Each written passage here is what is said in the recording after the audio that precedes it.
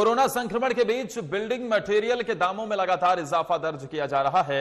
ऐसे में real estate से जुड़े लोगों के लिए खासा चिंता का यह विषय है।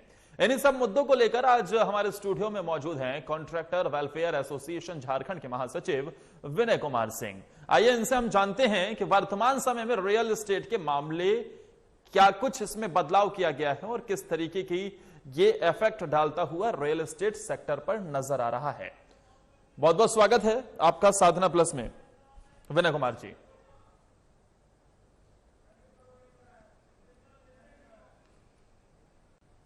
तो कॉन्ट्रैक्टर वेलफेयर एसोसिएशन के महासचिव विनय कुमार से बातचीत करेंगे, वो हमारे साथ जुड़ेंगे। लेकिन एक चिंता का विषय भी है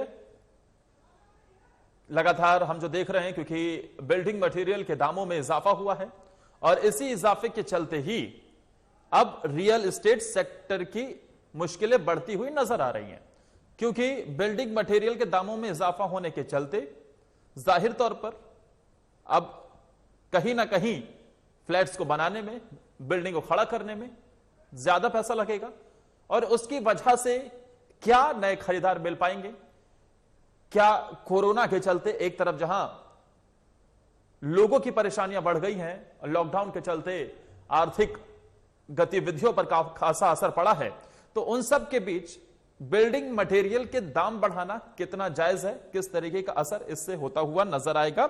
जुड़ गए हैं विनय कुमार सिंह, सीधा चलते हैं उन्हीं के पास। आप कॉन्ट्रैक्टर वेलफेयर एसोसिएशन के महासचिव हैं विनय जी, किस तरह के बदलाव की जरूरत है और इस पॉलिसी का किस तरीके से इफेक्ट पड़ने वाला है? सर, अभी कोरोना काल चल रहा है, एपिडेमिक की पीरियड है और जो गवर्नमेंट का जो पॉलिसी होता है उसमें शेड्यूल ऑफ रेट जो है से हर एक साल बनाए जाते हैं। झारखंड सरकार ने भी शेड्यूल ऑफ रेट जो है से बनाया है 2021 का, लेकिन देखने से प्रतीत होता है कि जो रेट जो बनाया गया है उसको मार्केट से नहीं लिया गया है और शेड्यूल ऑफ रेट बहुत पुअर है। उसके पहले 2018 की जो रेट थी उससे भी ऑलमोस्ट 10 से 12% शेड्यूल ऑफ रेट लेस है। तो इसमें हम लोगों ने builder association, contractor welfare association जी माननीय मुख्यमंत्री से पत्राचार किया और उनको हम लोगों ने संज्ञान में लाया कि शेड्यूल ऑफ रेट जो है से बहुत लेस है और ये वर्केबल नहीं होगा। तो उन्होंने जो एसओआर के जो मेंबर्स हैं उनको उन लोगों ने मीटिंग किया और उनको डायरेक्शन दी गई है कि आप मार्केट से रेट लेके इसमें संशोधन करेंगे। लेकिन आपके चैनल के माध्यम से मैं जो मेंबर्स हैं शेड्यूल ऑफ रेट के, उनसे मैं रिक्वेस्ट करना चाहूँगा कि आप केवल जो है से स्टील और सीमेंट के रेट पे ही फोकस नहीं करेंगे। चूंकि डीजल का रेट बढ़ गया है तो सैनिटेशन जो आइटम है या इलेक्ट्रिकल आइटम है, तो उन सभी रेट को लेकर पुनर्निर्धारित करेंगे सो दैट कि जो है से आगे जो काम जो है से स्मूथली चले, कॉन्ट्रैक्टर कोई परेशानी नहीं हो। तो इसके लिए मुख्यमंत्री जी ने निर्देशित भी कर दिया है और जो मेंबर हैं उन लोगों ने 25 तारीख को, इसी महीना के 25 तारीख को मीटिंग रखी गई है। तो हमने आपके माध्यम से उनको रिक्वेस्ट करना है कि वो इलेक्ट्रिकल, सिविल, स्टील, छड़ और इलेक्ट्रिकल का या सैनिटरी आइटम का सारे रेट पे मार्केट रेट लेके अध्ययन करके उसको पुनरीक्षित करेंगे। विनय जी, जिस चीज का आप जिक्र कर रहे हैं झारखंड सरकार के 2021 की ये एसओआर पॉलिसी का, ये भी जानना चाहेंगे कि इसमें क्या कुछ चीजें खास हैं?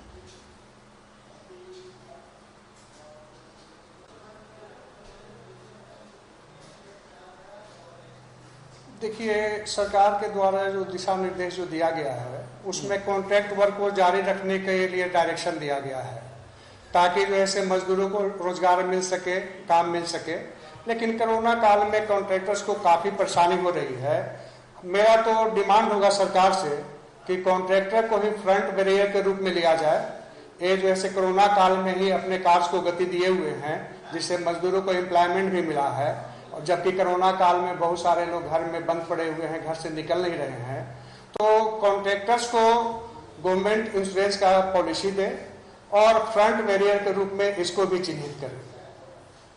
अच्छा, ऐसे में क्या जो फंड सरकार की तरफ से जारी किया जा रहा है वो रेगुलर किया जा रहा है कि नहीं किया जा रहा? सर, अभी जो फंड का जो है से जारी करने का अभी तक तो फंड जो है से सभी विभाग में जारी नहीं हुए हैं, लेकिन चीफ सेक्रेटरी ने डायरेक्शन सभी विभाग को दिया हुआ है कि जो ऑन गोइंग प्रोजेक्ट हैं उसका फंड जो है से इमीडिएट जारी किया जाए और नए प्रोजेक्ट को भी डीपीआर तैयार करके उसको कंपिटेंट ऑथोरिटी से अप्रूवल लेकर उसको प्रारंभ किया जाए ताकि लोगों को एम्प्लॉयमेंट मिल सके और रेवेन्यू का जनरेशन हो। और ऐसे में कॉन्ट्रैक्टर वेलफेयर एसोसिएशन की किस तरीके से मांग है विनय जी, और क्या कहना चाहेंगे सरकार से आप? सरकार से मांग होगी कि जो कॉन्ट्रैक्टर्स हैं, झारखंड सरकार के जो रजिस्टर्ड कॉन्ट्रैक्टर हैं, अभी कोरोना काल में लोग काम करवा रहे हैं, लोगों को एम्प्लॉयमेंट भी मिला है, इनको फ्रंट बैरियर में ही जो है से रखा जाए जी। और कुछ गवर्नमेंट जो है से कुछ अपने स्तर से इंश्योरेंस पॉलिसी भी प्रोवाइड करे, क्योंकि इस दौरान जो है से सारे लोग रिस्क लेके काम करवा रहे हैं। और एक चीज और करना चाहेंगे, गवर्नमेंट से एक डिमांड होगी सरकार से कि पिछले बार पीडब्ल्यूडी कोड में कुछ संशोधन हुई थी। पहले जो है सो नियम थी कि कोई भी कॉन्ट्रैक्टर जो टेंडर्स होते हैं उसे 10% से ज्यादा नीचे नहीं जा सकता है। 10% तक लिमिट था, 10% से अगर नीचे जाएंगे तो वो इनवैलिड टेंडर माना जाएगा। लेकिन पिछले साल इसमें संशोधन करके उसमें पीडब्ल्यूडी कोड में चेंज करके दिया गया है कि आप जितना चाहें नीचे आप जा सकते हैं। इससे क्या होता है कि बहुत सारे कॉन्ट्रैक्टर जो रजिस्ट्रेशन तो करा लिया है लेकिन उनको मार्केट का ज्ञान नहीं होता है और उनको न काम करने का ज्ञान होता है, तो वो काम लेने के चक्कर में 25%, 30%, 32% तक नीचे चले जाते हैं, जिसके कारण योजनाएं बीच में फंस जाती है।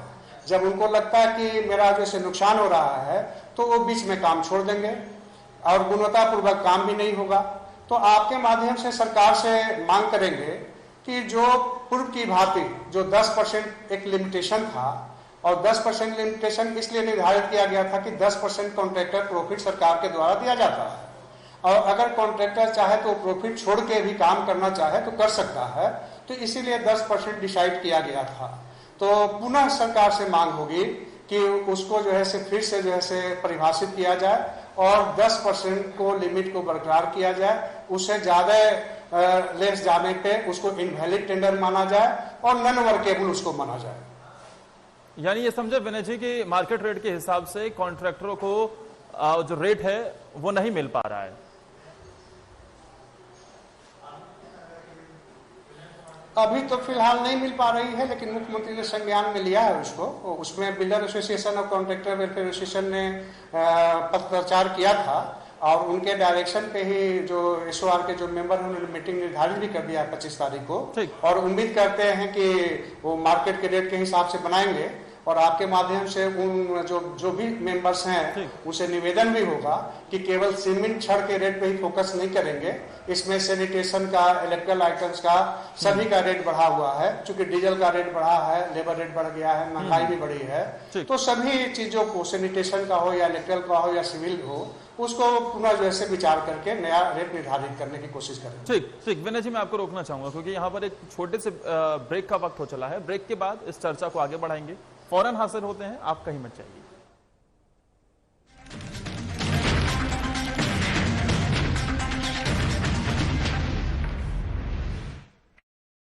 साथ बने हुए हैं विनय जी, लगातार हम उनसे चर्चा कर रहे हैं कि जिस तरीके से बिल्डिंग मटेरियल के दाम बढ़े हैं उसका कितना असर देखने को मिल रहा है और साथ ही रियल एस्टेट सेक्टर पर इसका कितना प्रभाव पड़ रहा है।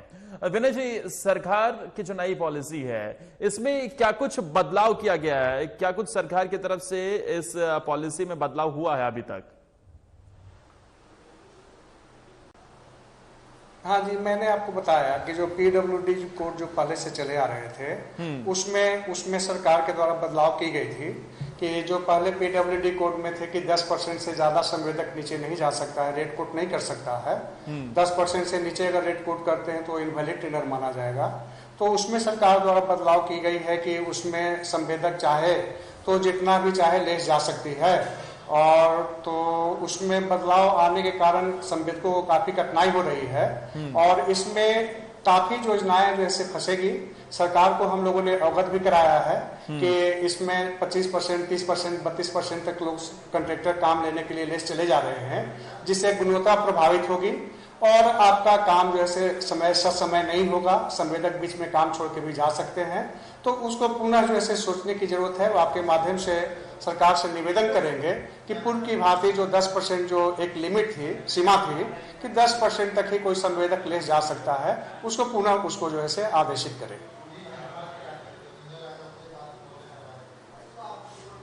नई सरकार आने के बाद कितना बदलाव आप देखते हैं? झारखंड में नई सरकार बनी, उसके बाद आप कितना बदलाव देखते हैं कॉन्ट्रैक्टर पॉलिसी में हुआ है, और क्या क्या बदलाव आप चाहते हैं जिससे कि इस सेक्टर पर प्रभाव ना पड़े? क्योंकि कोरोना के चलते बाकी सारी चीजें हमने देखा किस तरीके से प्रभावित हुई हैं, आर्थिक गतिविधियां पूरी तरीके से ठप हुई हैं।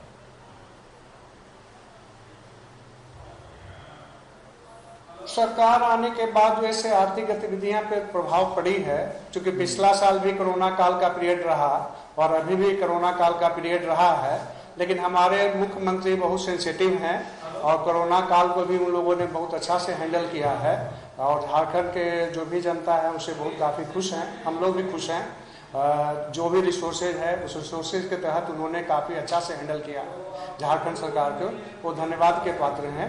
और जो बदलाव जो आई है वो सरकार की सोच है और चीफ सेक्रेटरी साहब ने भी सर्कुलर जारी किया है कि अलॉटमेंट जो है जारी किया जाए टाइम से, ताकि वर्क जो है कंस्ट्रक्शन वर्क जो है चलता रहे, लोगों का एम्प्लॉयमेंट मिलता रहे और रॉयल्टी भी जनरेट हो। इसके साथ साथ नए स्कीम के लिए डीपीआर बनाने को भी जो है डायरेक्शन सभी विभाग को दिया गया है। सरकार इसके प्रति गंभीर है। ठीक, बहुत बहुत शुक्रिया आपका हमारे साथ जुड़ने के लिए।